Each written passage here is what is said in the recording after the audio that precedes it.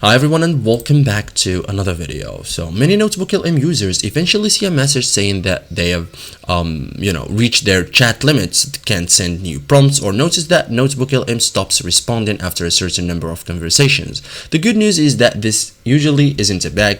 NotebookLM uses daily chats quotes that vary depending on your subscription plan.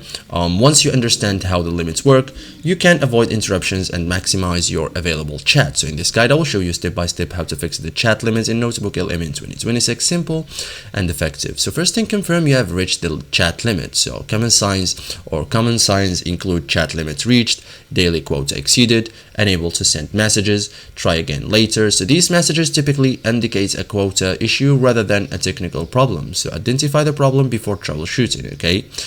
Check your subscription plan too, like your daily chat allowance depends on your NotebookLM tiers. So current published limits are free, plus, pro, and ultra. So knowing your limits explains or help explain why you are being blocked.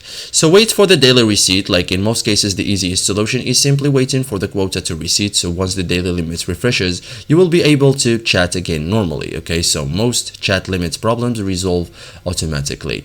Ask better questions. Like many users waste dozens of queries on short back and forth conversations. So instead of asking, summarize this, explain this, give more details, give even more details. Try, for example, summarize the source, explain the key concepts, provide examples, and create study notes. So one powerful prompt often replaces several smaller prompts. Okay, so thank you guys for watching this video and see you in the next tutorial.